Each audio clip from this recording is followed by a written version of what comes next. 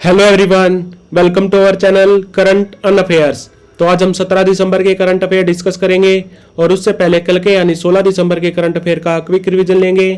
तो कल का पहला क्वेश्चन था, अगले सीजन के लिए केकेआर ने किस खिलाड़ी को अपना कप्तान नियुक्त किया? तो आंसर है श्रेयस अय्यर। और बात करें कोलकाता नाइट राइडर की, तो अभी इसके हेड कोच कौन है? तो हेड कोच है अभी चंद्रकांत पंडित। और यहाँ पे एडवाइजर कौन बने हैं? तो केकेआर के एडवाइजर अभी अभी बने हैं गौतम गंभीर। और इसके ओनर हैं 3 बंदे, एक तो है शाहरुख खान, एक जूही चावला और एक है जय मेहता। और केकेआर कब बनी थी? तो ये बनी थी 2008 में। और आईपीएल का पहला सीजन हुआ था 2008 में। टीम खेलती हैं इसमें 10। और अभी इसके चेयरमैन कौन है? तो चेयरमैन है अरुण सिंह धूमल। बीसीसीआई ने अर्जुन पुरस्कार के लिए किस क्रिकेटर के नाम की सिफारिश की है? तो आंसर है मोहम्मद शामी। और बात करें अर्जुन अवार्ड की, तो ये पहली बार दिए गए थे 1961 में। और इसमें कैश प्राइस कितना मिलता है? तो वो मिलता है 15 लाख रुपए। और बात करें बीसीसीआई की, यानी कि board of control for cricket in India, ये बना था 1928 में, हेडक्वार्टर है मुंबई में। और अभी इसके प्रेसिडेंट हैं रोजर बिन्नी और सेक्रेटरी हैं जय शाह और वाइस प्रेसिडेंट हैं राजीव शुक्ला। किस ब्रिटिश भारतीय संगीतकार को 2024 बुकर पुरस्कार निर्णायक पैनल में शामिल किया गया? तो आंसर है नितिन साहनी। और बात करें बुकर प्राइज की, तो इसमें अवार्ड प्राइज कितना मिलता है? तो वो मिलता है 50,000 यूरो। और इस साल यानी कि 2023 में बुकर पुरस्कार किसको मिला? तो वो मिला आयरलैंड के पॉल लिंच को। और नोवेल का नाम क्या था? तो नोवेल का नाम था प्रॉफिट सॉन्ग। हाल ही में परीक्षा पे चर्चा के 7वें संस्करण का अनावरण किसने किया? तो ये किया प्रधानमंत्री मोदी जी ने। बीसीसीआई ने किस महान खिलाड़ी द्वारा पहनी गई प्रतिष्ठित जर्सी नंबर 7 को सेवानिवृत्त यानी कि रिटायरमेंट करने का फैसला किया है? तो आंसर है MS धोनी। और इससे पहले 10 नंबर जर्सी को भी रिटायरमेंट दी गई थी 2017 में। और 10 नंबर जर्सी कौन पहनते थे? तो वो पहनते थे सचिन तेंदुलकर। COP29 किस देश में आयोजित किया जाएगा? तो आंसर है अजरबैजान। और अजरबैजान की कैपिटल है बाकू। और बात करें COP28 की, तो COP28 इसी साल हुआ था 30 नवंबर से लेके 12 दिसंबर तक। कहाँ पे? दुबई में। और बात करें COP30 की, तो वो होगा ब्राज़ील में। और COP1 हुआ था जर्मनी में। तो आंसर है इसका अजरबैजान। किस भारतीय पहलवान को UWW यानी कि यूनाइटेड वर्ल्ड रेसलिंग द्वारा महिलाओं के बीच rising star of the year नामित किया गया? तो आंसर है अंतिम पंघाल। FDI प्राप्तकर्ता के रूप में देश में कौन सा राज्य सबसे ऊपर रहा? तो इस साल के लिए रहा महाराष्ट्र। और पिछले साल यानी कि 2022 में भी रहा था, 2022 में महाराष्ट्र। और FDI की फुल फॉर्म क्या होती है? तो वो होती है फॉरेन डायरेक्ट इन्वेस्टमेंट। हाल ही में interactive forum on Indian economy यानी कि IFIE द्वारा champion of change award Karnataka से किसे सम्मानित किया गया? तो आंसर है बिपिन चंद्रा। और ये किस कंपनी के CEO हैं? तो इनकी कंपनी का नाम है आयशा सॉफ्ट टेक्नोलॉजी। और बिपिन चंद्रा ही इस कंपनी के फाउंडर भी थे। तो इनको मिला है champion of change award for Karnataka. और ये अवार्ड किसने दिया इनको? तो ये दिया कर्नाटका के राज्यपाल थावर चंद गहलोत जी ने। स्वदेशी जलवायु पूर्वानुमान प्रणाली पृथ्वी प्रणाली मॉडल किस संस्थान में विकसित किया गया? तो संस्थान का नाम है IITM पुणे यानी कि Indian institute of tropical metrology. और ये है पुणे में। और पुणे में ही है CDAC यानी कि centre for development of advance computing. और पुणे में ही है इंडियन इंस्टीट्यूट ऑफ वायरोलॉजी। और यहीं पे है NCL यानी कि नेशनल केमिकल लेबोरेटरी। तो आंसर है इसका IITM पुणे। तो बढ़ते हैं आज की वीडियो की तरफ। आज का पहला क्वेश्चन है, हाल ही में विजनरी लीडर आइकन 2023 पुरस्कार किसने प्राप्त किया? तो आंसर है डॉक्टर श्रीनिवास नायक ने। और बात करें KS रेड्डी की, तो ये अभी अभी बने हैं हैदराबाद के पुलिस कमिश्नर। और बात करें राजीव आनंद की, तो ये अभी अभी बने हैं मैक्स लाइफ इंश्योरेंस के डायरेक्टर। और मैक्स लाइफ इंश्योरेंस कब बनी थी? तो ये बनी थी 2001 में। बात करें आनंद कृपालू की, तो ये अभी अभी बने हैं डायरेक्टर ऑफ स्विगी। और स्विगी कब बनी थी? तो स्विगी बनी थी 2014 में। तो आंसर है इसका डॉक्टर श्रीनिवास नायक। हाल ही में मिस इंडिया यूएसए 2023 किसने जीता? तो ये जीता रिजुल मैनी ने। और बात करें सेनेस पेल्सियोस की, तो ये इस साल बनी है मिस यूनिवर्स 2023 सेनेस पेल्सियोस। और इनका संबंध है निकारागुआ से। और निकारागुआ की कैपिटल क्या है? तो वो है मानागुआ। तो आंसर है इसका रिजुल मैनी।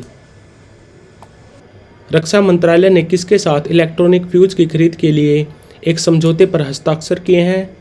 तो इलेक्ट्रॉनिक फ्यूज की खरीद के लिए रक्षा मंत्रालय ने MOU साइन किया है भारत इलेक्ट्रॉनिक लिमिटेड के साथ। और ये कब बनी थी? तो ये कंपनी बनी थी 1954 में। ये गवर्नमेंट ओन कंपनी है, यानी कि गवर्नमेंट की कंपनी है, पब्लिक कंपनी है। और इसका हेडक्वार्टर कहाँ है? हेडक्वार्टर इसका बेंगलुरु में। और अभी इसके MD और CEO कौन है? तो वो है भानु प्रकाश श्रीवास्तव। और बात करें बजाज इलेक्ट्रिकल्स की, तो बजाज इलेक्ट्रिकल बनी थी 1938 में। और अगर आपसे पूछे बजाज ग्रुप्स कब बना था, तो ये बना था 1926 में। और बजाज ग्रुप के फाउंडर कौन थे? तो फाउंडर थे जमना लाल बजाज। बात करें टाटा स्टील की, तो इसको पहले बोलते थे टिस्को, यानी कि Tata iron and steel corporation. ये बनी थी 1907 में। और इसके फाउंडर कौन थे? तो वो थे जमशेदजी टाटा। और टाटा कब बनी थी? बात करूँ अगर बस टाटा की, तो टाटा बनी थी 1868 में। और फाउंडर थे इसके जमशेदजी टाटा। और इसके 100 साल बाद यानी कि 1968 में बनी थी TCS, यानी कि टाटा कंसल्टिंग सर्विसेज। और बात करें टाटा सन्स के चेयरमैन कौन है? तो वो है N चंद्रशेखरन। बात करें वोल्टास की, तो वोल्टास है सब्सिडरी कंपनी ऑफ टाटा। और ये बनी थी 1954 में। तो आंसर है इसका भारत इलेक्ट्रॉनिक लिमिटेड। वरिष्ठ कांग्रेस नेता और केरल के पूर्व मंत्री कौन थे जिनका हाल ही में निधन हो गया? तो आंसर है KP विश्वनाथन। और ये पहले कैबिनेट मंत्री भी रह चुके हैं, फॉरेस्ट एंड इन्वायरमेंट मंत्री रह चुके हैं हमारे ये। और बात करें केरल की, तो यहाँ CM कौन है? तो CM है पिनरई विजयन। पार्टी है CPIM, यानी कि communist party of India Marxist. ये बनी थी 1964 में। और अगर पूछे आपसे CPI ओनली CPI, तो CPI communist party of India बनी थी 1925 में। तो आंसर है KP Viswanathan. Fast attack craft INS Tarmugli किस नौसेना डॉकयार्ड में कमीशन किया गया था? तो डॉकयार्ड का नाम है विशाखापट्टनम डॉकयार्ड। और बात करें GRSE की, यानी कि garden rich ship builders and engineer limited, तो ये बनी थी 1884 में। और इसका हेडक्वार्टर कहाँ है? तो हेडक्वार्टर इसका कोलकाता में। और बात करें कोचिन शिपयार्ड लिमिटेड की, तो ये है केरला की कंपनी। और बात करें माजागांव डॉक शिप बिल्डर्स की, तो ये है मुंबई बेस्ड कंपनी। तो आंसर है इसका विशाखापट्टनम डॉकयार्ड। अंतर्राष्ट्रीय टेनिस हॉल ऑफ फेम में कौन आया? तो अभी अभी 2 भारतीयों का नाम ऐड किया गया है टेनिस हॉल ऑफ फेम में। एक तो है लिएंडर पेस और एक है विजय अमृतराज। और इनका संबंध है कलकत्ता से। और विजय अमृतराज हैं मद्रास से। तो ये पहले एशियाई बन गई हैं जिनका नाम आया है टेनिस हॉल ऑफ फेम में। और बात करें ITF की, यानी कि इंटरनेशनल टेनिस फेडरेशन, तो इसका हेडक्वार्टर है लंदन में। और लिएंडर पेस ने 1996 में ब्रॉन्ज मेडल भी जीता है ओलंपिक्स में। इन्होंने 18 ग्रैंड स्लैम भी जीत चुके हैं ये लिएंडर पेस। और सबसे ज़्यादा ग्रैंड स्लैम किसने जीते हैं? तो वो जीते हैं 24। किसने? नोवाक जोकोविक ने। और ये कहाँ के खिलाड़ी हैं? तो ये हैं सर्बिया के खिलाड़ी। और इस साल यानी कि 2023 में इन्होंने 3 ग्रैंड स्लैम जीते हैं। कौन से? एक तो US ओपन, एक फ्रेंच ओपन और एक ऑस्ट्रेलियन ओपन। और इस साल विंबलडन किसने जीता? तो विंबलडन जीता कार्लोस अल्कराज ने। और इनका संबंध है फ्रांस से। तो आंसर है इसका both Leander Paes and Vijay Amritraj. UK की 2023 दक्षिण एशियाई सेलिब्रिटी सूची में कौन से अभिनेता सबसे ऊपर रहे? तो ये रहे शाहरुख खान। हाल ही में royal society of chemistry award किसने जीता? तो ये जीता स्वीता लाडगे ने। और बात करें एस सोमनाथ की, तो ये हमारे 10th चेयरपर्सन ऑफ इसरो। और इस साल यानी कि 2023 के लिए केमिस्ट्री में नोबेल पुरस्कार किसने जीता? तो वो जीता 3 बंदों ने। एक तो हैं एलेक्सी एक्कीमोव और दूसरे हैं लुइस ब्रूस और तीसरे हैं मोंगी बवंडी। और इस साल का साहित्य में नोबेल पुरस्कार किसको मिला? तो वो मिला जॉन फोसे को। और ये किस देश से हैं? तो ये है नॉर्वे से।